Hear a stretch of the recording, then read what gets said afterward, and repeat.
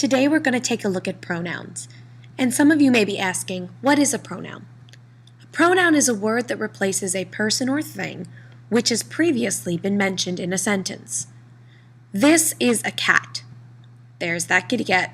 Here it comes again. It is cute. We know that it refers to the cat which has previously been mentioned. And also, it has clawed my eye out.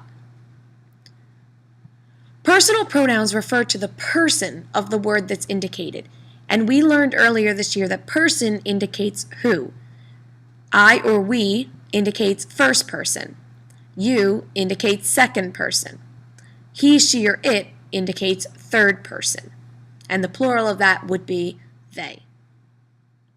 Pronouns also can take every case that we've learned so far and function. So, for example, give the book to me. To me expresses the dative case. I saw her at the mall would show the use of the direct object or accusative case. And I hit him with it. We've got two pronouns in there, actually three. I is working as the subject, him is working as our direct object for the accusative case, and with it would be an ablative construction because of the with. Now we're going to start to take a look at all the different forms of the pronoun in all their declined forms. So this is very important that you write this down for class so that you have the knowledge coming into our activities tomorrow. First person, indicating I or we, is indicated by these forms. The singular column, ego, mei, mihi, me. And the plural, nos, nostri or nostrum, nobis, nos, nobis. The second person also has its own forms for every single case. For the singulars, we have tu, tui, tibi, te. And for the plural, wos, westri or westrum, wobis, wos, wobis. And again, this is you, and this column over here is you all. Now for he, she, and it, we have to indicate genders. We're actually going to have three different forms for this pronoun when we go to decline it. So the is will indicate masculine, the ea will indicate feminine, and id will indicate neuter. And these again represent third person. So let's take a look at the singular columns.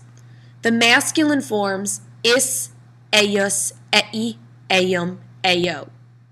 The feminine, ea, eius, ei, eam, ea.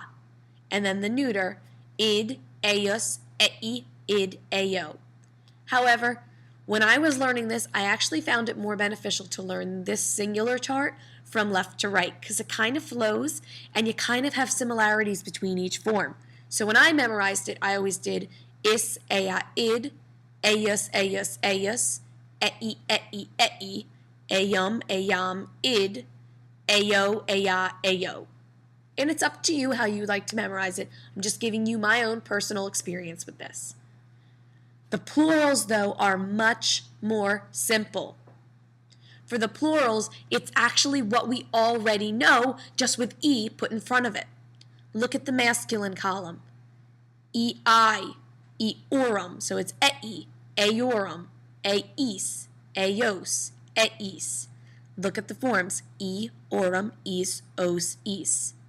For the feminine, same thing. We're putting an e as the stem for our first declension endings. I, arum, is, as, is. And the same thing happens for the neuter. We're putting an e in front of our second declension neuter plural endings. A, orum, is, a, is. So these have been the first, second, third personal pronouns. They all translate the same according to the cases that we've learned. So these would all be the subjects.